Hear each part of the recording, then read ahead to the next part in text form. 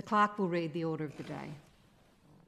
Government Business Order of the Day number 1, standing in the name of Mr Maley, the Criminal Code Amendment Bill 2024, Serial 2, resumption of debate on the question. The bill be now read a second time.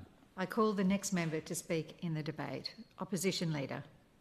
Thank you, Madam Speaker. I'll start by speaking briefly on the proposed amendments, and there are 3 key areas in this particular bill, Madam Speaker, as you know, and I'll start around the provision of RAM rating which is being introduced. I would again like to make the point, Madam Speaker, that the opposition was only briefed yesterday on this bill, highlighting again how little opportunity that we have had to do our jobs as members of parliamentarians, and how much the CLP lauded around accountability and transparency for their new government, and then they've done the complete opposite in not allowing all members of parliament to do their jobs and what we've been elected in this place to do. And I know, Madam Speaker, that Chief Minister Finocchiaro, when she was in opposition for the past 8 years, constantly criticised the Labor government for not being accountable, open and transparent, not being afforded the opportunity if things were being brought in urgency. But there was always a day or two or a week or so if there was something that was brought in on urgency when we were in government, Madam Speaker. And the Chief Minister, in her first 3 days now of the Parliament sittings with her new government, the CLP government, has not afforded the same ideas and respect that she demanded for 8 years when she was in opposition to all members of Parliament, and that includes the new members on the CLP side. I doubt, Madam Speaker, that they have had an opportunity to fully look and understand and even learn about the process of legislation in this place, because it's all gone backwards. We understand that there has been key areas and commitments from the CLP and respect your push to deliver those commitments to Territorians, but in terms of the processes of Parliament and the procedures that have gone on long before any of us were in this place, many years of process and procedure in the Westminster system, and this has been all thrown out the window under the Finocchiaro CLP government, Madam Speaker. So I want to make that position very clear, that you cannot be briefed a day before a piece of legislation to really have an informed decision about the legislation. And the new Attorney-General, I hope you learn a lot in your new role, because you're going to be looking at every single piece of legislation and recommending it to the Administrator to be signed off on. Your name will be on that piece of paper, Attorney-General, so I hope you are comfortable with what's being brought in by your CLP seat, government. Opposition Leader. Member for Guadjo, what's your point of order? Madam Speaker, given the Assembly's only been in for 5 minutes, Standing Order 20, the interjections coming across from the government. From both sides, from what I heard. Continue, please, Opposition Leader. Thank you, Madam Speaker. RAM rating is completely unacceptable, and we believe this in the Labor opposition. Those who carry out such dangerous and reckless acts should be punished and face their full consequences. Madam Speaker, that's why our criminal code in the Northern Territory already includes a number of offences that cover this type of unacceptable behaviour in our communities and has serious consequences attached. Our existing provisions cover a vast range of physical acts and circumstances that may occur in a RAM raid. These include, Member for Berkeley, because you probably haven't had a chance to look at your own legislation either, so let me tell you about it. Burglary, which already exists, for 14 years and a maximum imprisonment. Reckless endangering life, 14 years of maximum imprisonment. And I think the Deputy Chief Minister probably has no clue either, because he doesn't even have a plan as the Corrections Minister. So you should listen and learn about your own legislation right now, Deputy Chief Minister, because I'll be able to provide this opportunity for you to learn about the legislation that you probably have no clue. Member for Nelson, you probably have no clue whatsoever about what already exists. So let me tell you, Madam Speaker, that I will pass this on so the new ministers can actually understand their own legislation. It also includes recklessly endangering serious harm, 10 years for an aggravated offence, Member for Berkeley. Damaging and interfering with property for a trespasser, 7 years maximum imprisonment. Damaging property, 10 years maximum imprisonment. And driving motor vehicle causing death or serious harm, 10 years maximum for death and 7 years for serious harm. So hopefully Deputy Chief Minister understands the current infringements and consequences and sentencing for that piece of legislation, because the way he talked in Parliament the last day or two, Madam Speaker— Can you just take a seat?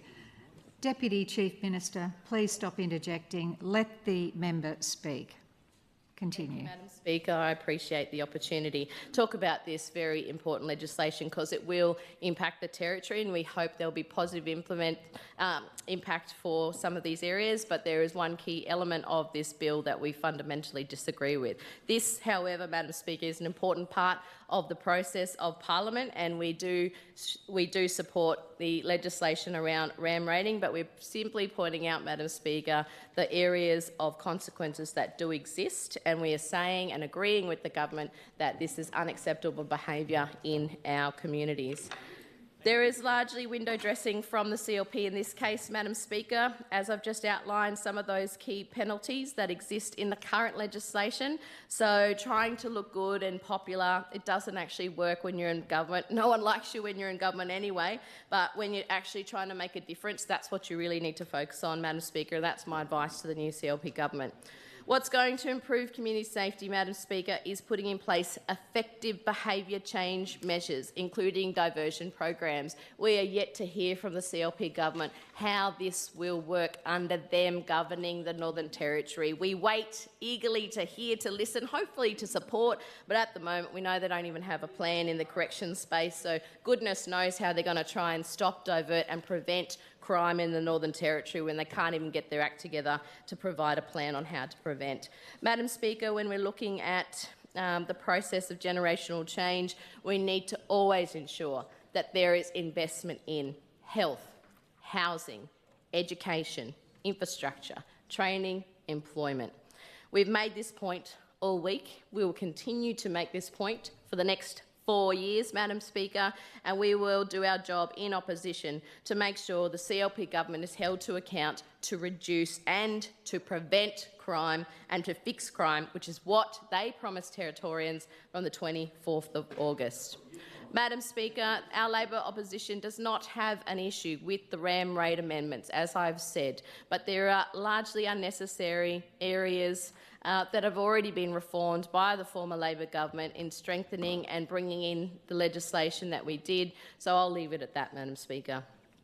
In terms of the amendments around positioning for the RAM rating, sorry, in terms of amendments around posting and boasting and the offending around those actions, this is something that our former Labor government was on track to introduce, Madam Speaker. So the CLP has continued the good work of the Labor government now that they are in government, so we thank them for that.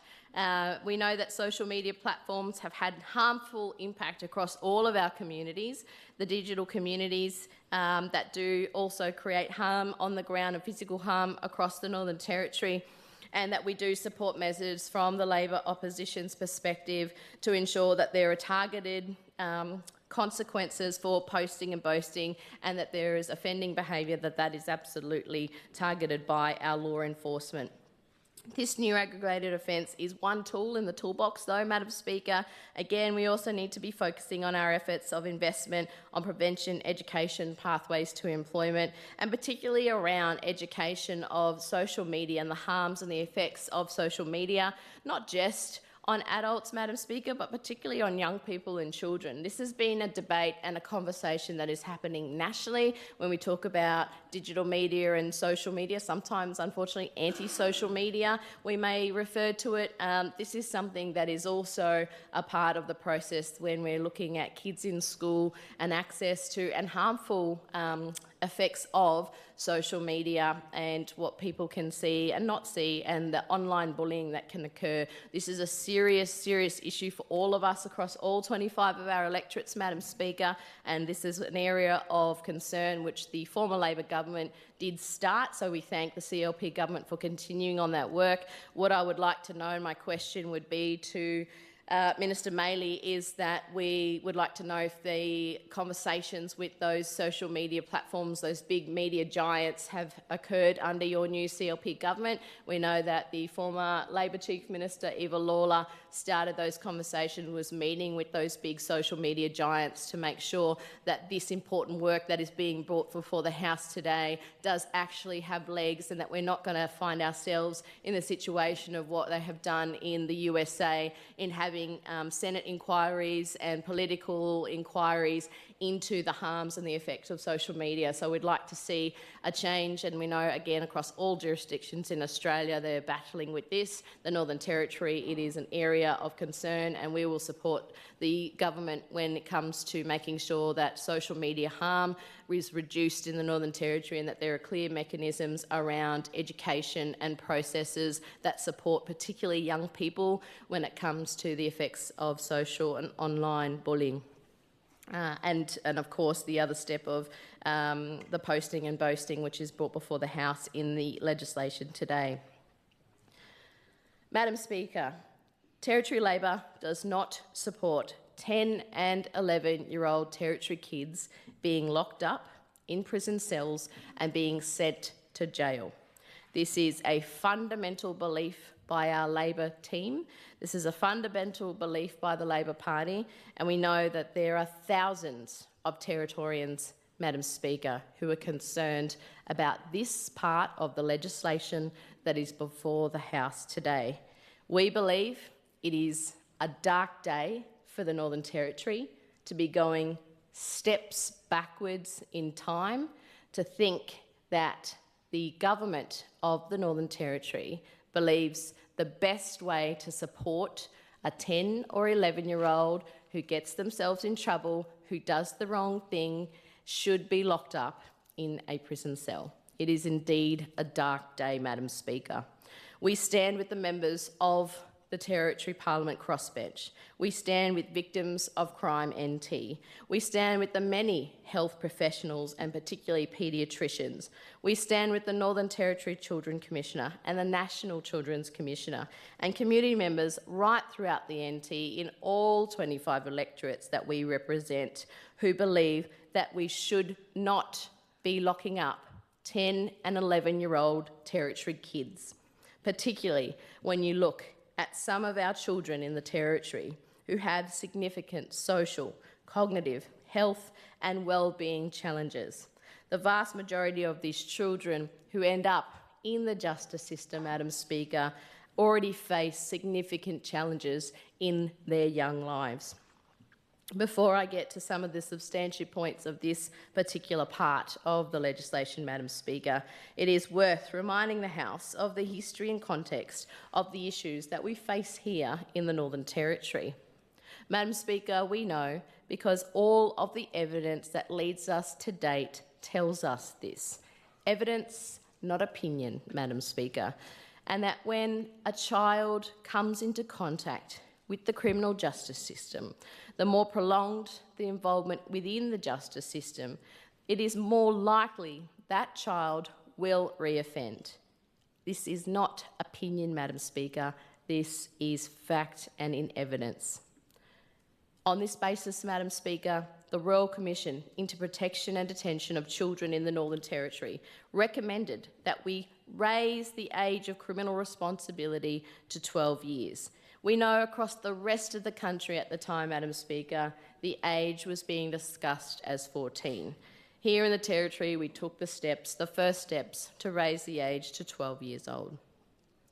It was, Madam Speaker, a Liberal Prime Minister and a country Liberal Chief Minister who initiated this Royal Commission that was seen in 2016. They were the ones that picked the terms of reference, and they picked the commissioners who made up these important recommendations for the Northern Territory. Unfortunately, when it came to accepting these recommendations such as this particular one to make a difference that was backed up by evidence by frontline experts and how to make our youth justice system safer and more effective, this was a step too far for a former CLP government, and they walked away from the work that was initiated.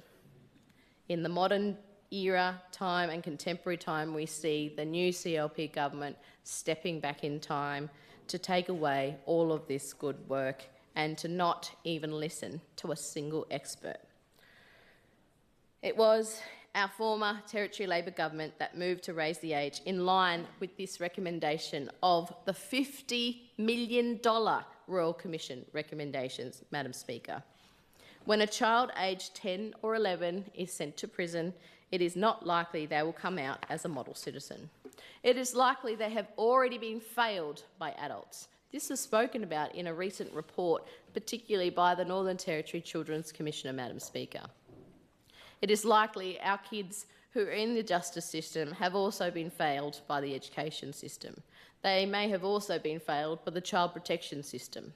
And it is unlikely that they will receive a full range of wraparound and therapeutic treatment that they need to actually overcome any trauma and challenges or disadvantage that they have experienced in their early lives to get themselves or their families to help them to get back on track.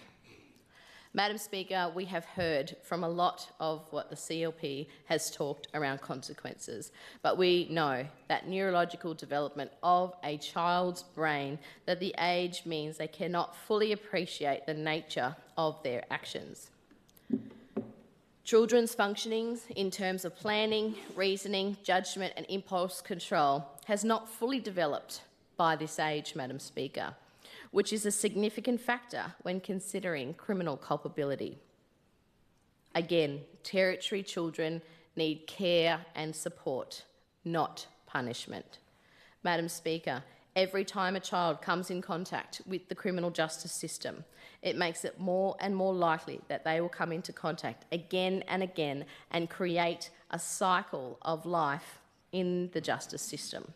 We do not want this for any of our Territory kids, no matter what colour they are, no matter what background they have, no matter what language they speak, no matter what sexuality they have, what religion they follow. We want to make sure every child in the Territory, regardless of where they live, their social or economic circumstances, that they are afforded the opportunity to thrive. Almost 3/4 of people, Madam Speaker, who are in NT prisons in the Northern Territory have been in prison before. This is a trend that is rising. 57% of adults released from prison return to prison with a new sentence within 2 years of their release. This is the highest rate of reoffending in Australia. It is completely counterproductive to put 10 and 11-year-old Territory kids on this path by locking them up when they do something wrong, rather than providing those diversion programs and the support they need to stay out of prison cells and out of the justice system. This is a huge concern, Madam Speaker, right across the Northern Territory. Lowering the age of criminal responsibility, which the CLP is intending to do today, is not the answer to our problems. And all of the evidence, Madam Speaker, the evidence tells us this. We want to see our Territory kids held accountable for any bad behaviour, to face consequences. Well, we want to see them supported to get a better pathway out of the justice system, to make sure they re-engage with school and are supported by families or carers or guardians. And eventually, we want all of those kids to be in a position to make a true contribution and a fruitful contribution to our community. This nurturing care and support is what we need for our Territory kids when they fall off the right track. We do not need the 4 walls of a prison cell to tell them to be better. It means early identification of children who need intensive management, along with their families or their carers or their guardians to support. We need to do this by investing in early intervention and diversion programs. By ignoring all of the research and evidence, Madam Speaker, the CLP government are choosing to increase the cycle of youth crime in the Territory. They are creating career criminals rather than ensuring our Territory kids have the tools that they need, the important tools that they need to change their behaviour. There are a range of programs and family supports and family engagement approaches, Madam Speaker, that are aimed at teaching children about consequences and putting measures in place to change and support families for change with any of the behaviour that is seen. Madam Speaker, our former Labor government invested $5 million into a new on-track program delivering intensive family support services for keeping children engaged in school and for connecting families for mental health and alcohol and other drug services, as well as important parenting programs. When I think about the children across the Arnhem electorate, this debate seems very personal. It also is informed by the voices of the frontline advocates and experts, Madam Speaker, who have been falsely branded as political commentators by the Chief Minister. Shame. The CLP government has an effort to discount expert views that have been based on evidence and lived experience across the Northern Territory community. Organisations who have been outspoken on this particular issue, Madam Speaker, are organisations like the Aboriginal Peak Organisations of the Northern Territory, APON, NT Legal Aid, Danila Dilba Aboriginal Health Service, Congress, the Aboriginal Medical Service based in Central Australia, Tungunjir Aboriginal Council, Save the Children, Northern Territory Council of Social Services, or NTCOS, and the Jesuit Social Services. The list does go on, Madam Speaker. All of these organisations have been urging the CLP government to see common sense and to walk back this particular part of the legislation, because they, as experts, truly believe and know, based on their evidence, that this change in the law will do more harm to our Territory community than it will good. In preparation for today's debate, Madam Speaker, I look back to what I said when I first debated raising the age of criminal responsibility to 12 years old. What I said almost 2 years ago to Parliament remains very relevant now. And everyone across the Territory has a connection to our children, to our Territory kids. And it takes courage and conviction to accept that these children are the responsibility of all of us. They are not others, belonging to others, and do not need to be punished in detention to be supported. Our young people, Madam Speaker, deserve access to pathways for corrective behaviour and support from wraparound services to enable them to thrive and step out of the justice system so that they can be contributing community members to the Territory that we all love. In many ways, we have been denied. In many ways, a lot of our kids who find themselves into this particular area of juvenile justice have been denied a proper childhood, a childhood that has been taken for granted by perhaps many of us in this place, where the opportunity to play and laugh, where food is on the table every day, that you have a safe space, a safe place to sleep. Perhaps you've been lucky enough to even have your own bedroom, that you have clean clothes every day, that you do not have to hide from family and domestic violence every night or morning. If you knew some of the individual stories from these kids that we are talking about today, seeing them locked up, I'm sure that you would share and understand the true sense of trauma and sadness in their lives. Madam Speaker, for myself on a personal note, as a mother, as an auntie, as a great auntie, as a neighbour, as a community member, and as a very, very proud Territorian, I know that we will be judged by how we treat our children in the justice system here in the Northern Territory. And this, as I said, Madam Speaker, is indeed a dark day on the justice system.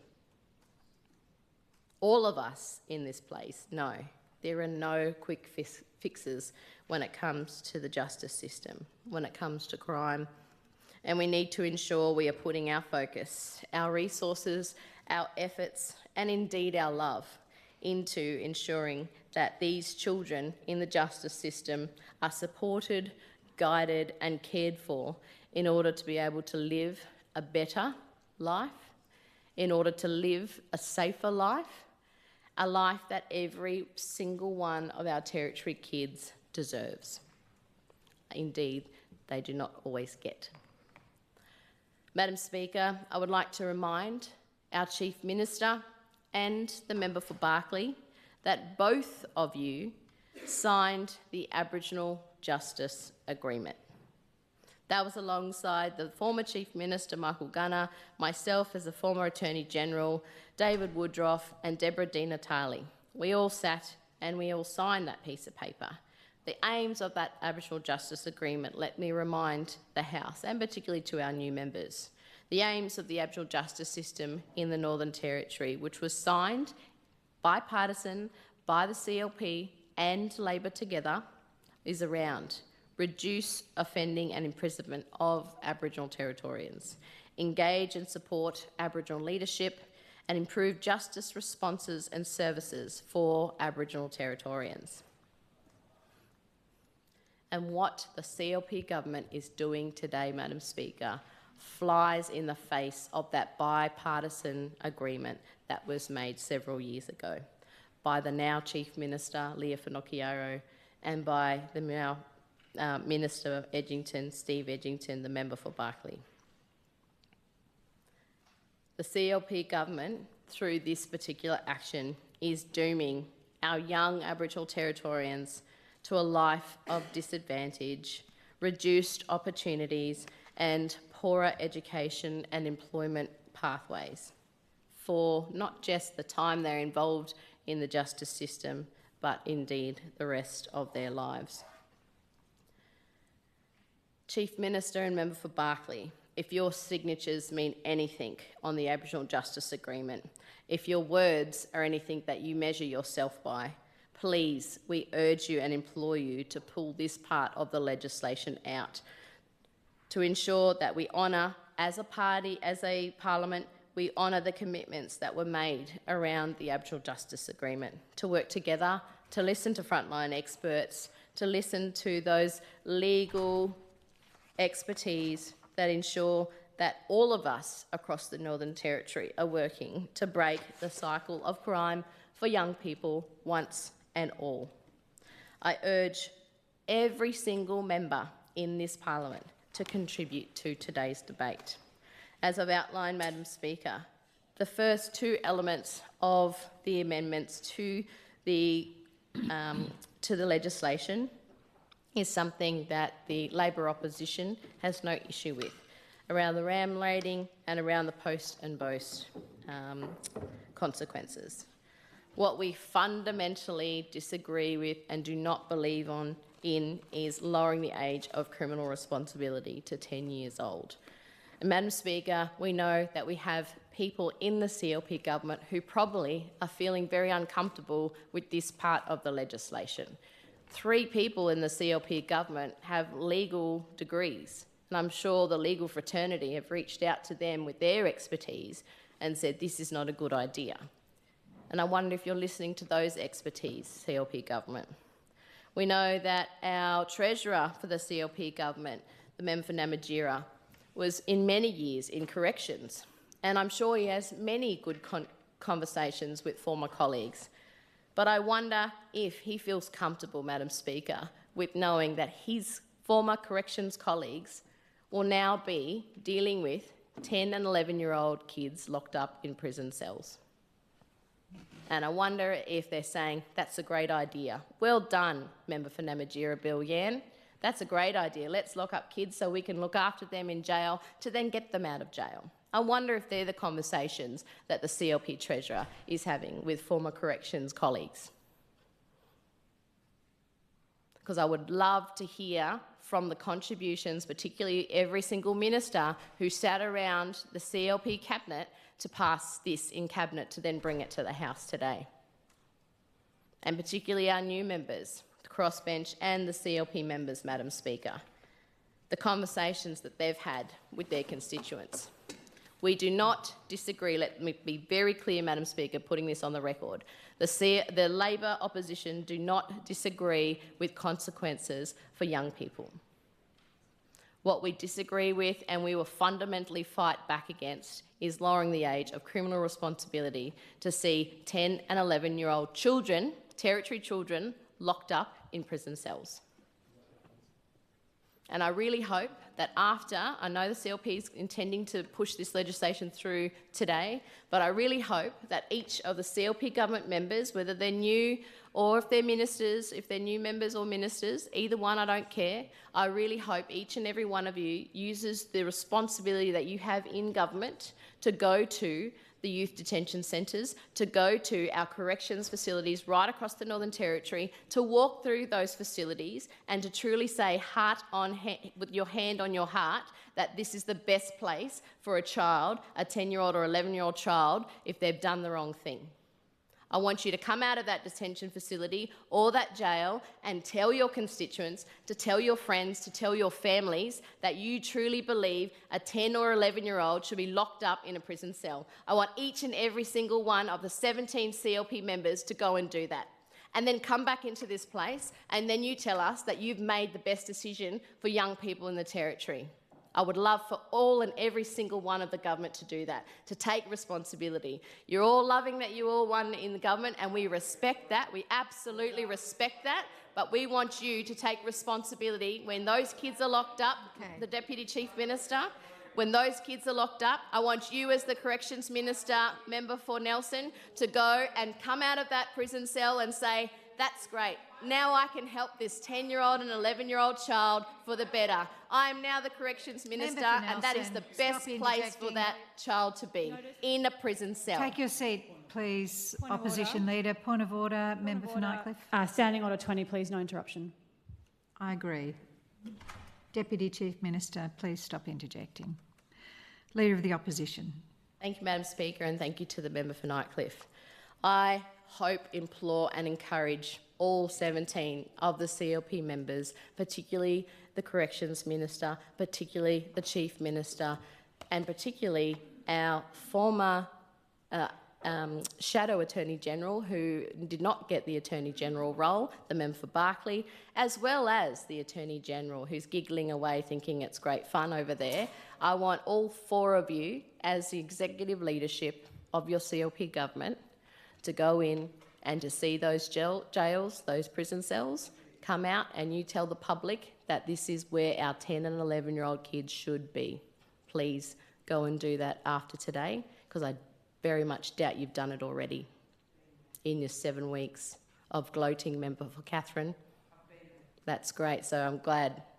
So just remember, Madam Speaker, when we do our best as parents, some of us in this place are parents, some of us are not, and it does not matter, because our job is to make sure that we make the best laws for all of Territorians, that we make the best laws for our kids to follow, that we make the best laws for all adults to follow and new Territorians to follow. That as much as we work hard, sometimes kids do fall off the right track. You could be in a privileged position and your child could then do the wrong thing as an adult. What type of responsibility and label is the CLP government then going to put on you? What if your child goes and does the wrong thing in your town or your community, Madam Speaker? Are you then now responsible for all of their actions? You will feel like it, I'm sure, as a parent. But how will your government look at you? How will the CLP government treat you if your child falls off the wrong track? And I would love all CLP government members to look their constituents, their family members and their friends in the eye to say, your child should be locked up in a prison cell for doing that. And that's where they're going to get the help. Because what you're doing today, CLP government, Madam Speaker, what is happening today is steps, not a step backward, many steps backward for the Northern Territory to make a difference, to be truly progressive. We often talk in this place that we are all fiercely proud of how unique the Northern Territory is. I absolutely do it all the time. I love the Northern Territory. And then we like to separate ourselves from the rest of the country, for better or worse sometimes, and say we like to do things differently in the NT. And for many things, that is appropriate. For this particular part of the legislation, it is not appropriate. It is unacceptable to think locking up 10 and 11-year-old children will get them the help that they need. And this rhetoric and this mantra that has come from the new Chief Minister, Leah Finocchiaro, is a huge worry. Because if that is your priority in your first 3 days of Parliament, to lock up 10 and 11-year-old children, then you've got to wonder where the CLP's heart and mind truly is and what we're going to see over the next 4 years, Madam Speaker. So let me be very clear. The Labor opposition will support measures to improve community safety. 2 of the 3 elements of this amendment does hopefully lead to that. And again, we'll be asking about checks and balances and measures. I think that's again something the CLP government, through their rushing and urgency and mad frenzy of trying to, jam legislation down our throats for these first 2 sittings, has probably missed. Where are those checks and balances? Where are the measures? The things like yesterday's legislation, where we saw the review of the Northern Territory Ombudsman taken out of the police amendment bill. Where is the accountability? Where is the review of the police minister provided to report annually to Parliament? Why is that missing? Why was that removed? What else are the checks and what else will we see in terms of checks and balances that are going to be removed by CLP government around transparency, accountability for government? Because you talked a big game leading into the election, and now it's not about politics. Today, and this legislation is about Territory kids. Black, white, brown, brindle, whatever colour they are. Wherever they live, however much money they have or don't have, how much food they have in their bellies or not, whether they have clean clothes or not, whether they have a house to live in or not. Do they have their own bed? Are they sleeping on the floor? Are they sharing a room with 10 other family members? They're the kids that I want each of you to consider with today's legislation, because that's what the Labor opposition will do, and that's our job, and that's what we will fight for against that horrible piece of legislation. Thank you, Madam Speaker. The call. Thank you, Madam Speaker. I rise today in the chamber to put on record the concerns I have with this lowering of age legislation and support my opposition team and crossbench in opposing it. I acknowledge the measures around posting, boasting and ram rating are worth supporting and may help reduce the behaviour associated with them. However, combining this legislation with lowering the age of criminal responsibility measures means we have no choice but to oppose it. Colleagues, all Territorians have the right to be safe. We have heard it loud and clear that community safety is the concern for all Territorians, including my Arafura communities. I will also say that it is very clear that the new government has a mandate to make the community safer. They ran an election campaign promising to fix crime. Madam Speaker, the truth is we all want to see young people held accountable for their behaviour and supported to get onto a better path. Learn at school and contribute to our communities. However, I can't see how this policy of lowering the age of criminal responsibility will achieve that.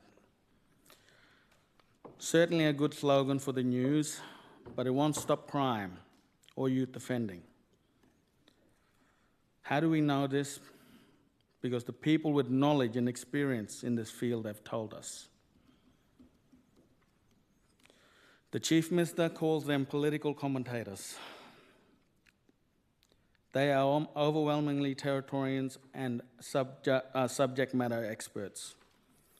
Colleagues, as elected leaders, our role isn't to be the smartest people in the room.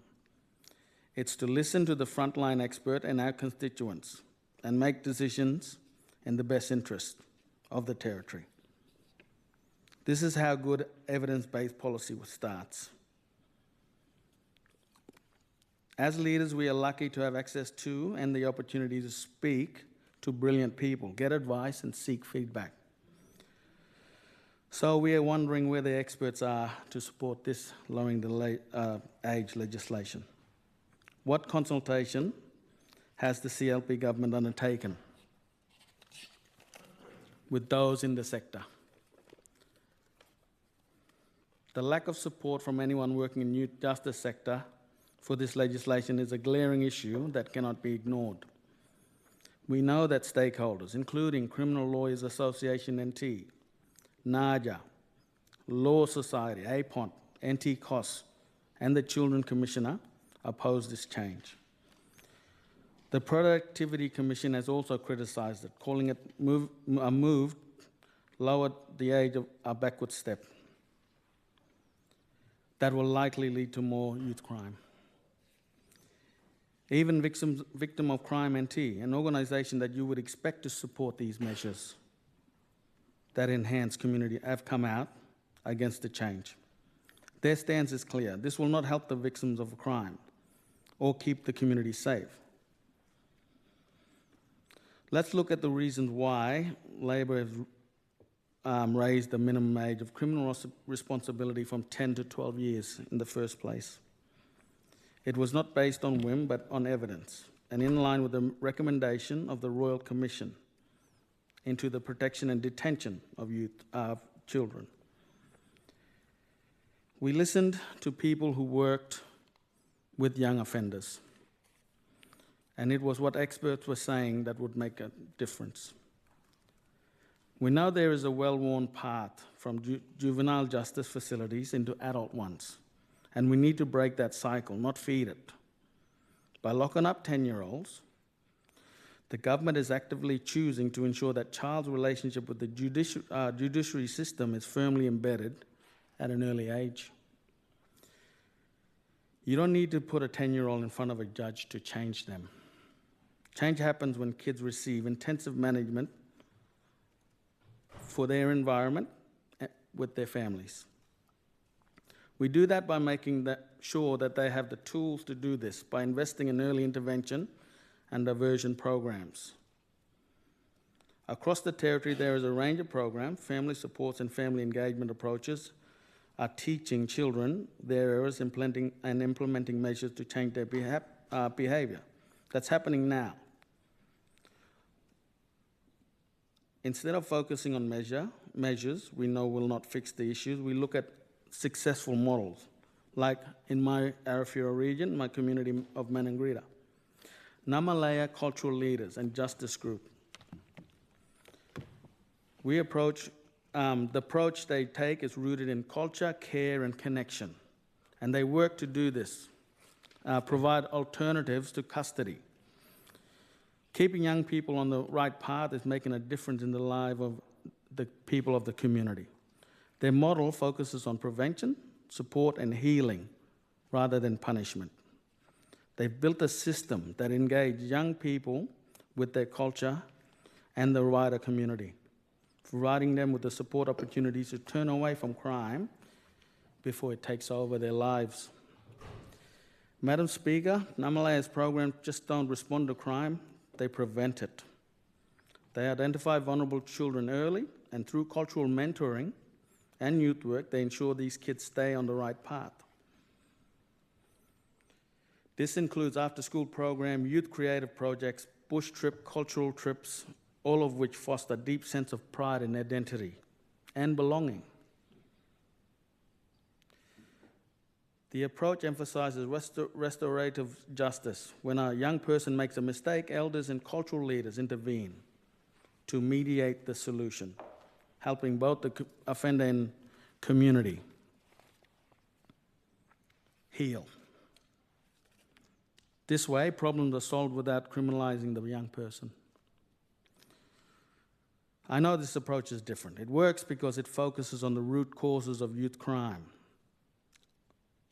Culturally respectful and community-driven solution. Madam Speaker, the evidence speaks for himself, for that self. In 2021, Manangrita faced a surge of youth offending, particularly in property crime. We had nurses wanting to leave the community in droves, but instead of resorting to punitive measures, Namalaya and traditional owners develop a community-driven solution. And guess what? The crime, there was only 3 break-ins in the last year, compared to it happening nightly in the community of Manangrita. These locally led initiatives worked. Today, the number of youth offenders have dropped and stayed low for the past 2 years. They implemented security services, night patrols, daily youth services, and most importantly, restorative justice. This comprehensive approach didn't stop the problem, it set the foundation for long-term change. The success proves that we don't need to criminalise our children to prevent crime. Instead, we need to support programs that help them become the best version of themselves. So I call on the government to follow this model of example. Instead of creating future criminals, let's build future leaders. Madam Speakers, all evidence points to the fact that the earlier the child comes in contact with the justice system, the more prolonged their involvement is likely to be. What is evidence-based for lowering the age? There isn't one. Lowering the age of criminal responsibility doesn't address the real issues behind youth offending: disconnection from culture, lack of support, trauma, and unmet needs. To create a safer territory, we must invest in our young people. The solutions from Manuel Community and other alternative custody programs offer show us that with the right support, we can help our children flourish and keep them out of the justice system. The government has said that it wants to intervene and help young kids get on the right path. Great, let's do that. Labor will support any measure that is evidence-based and will help break the cycle of youth offending. We will support any legislation that invests in what we know works: early intervention, prevention, and diversion, but not locking them up. Thank you.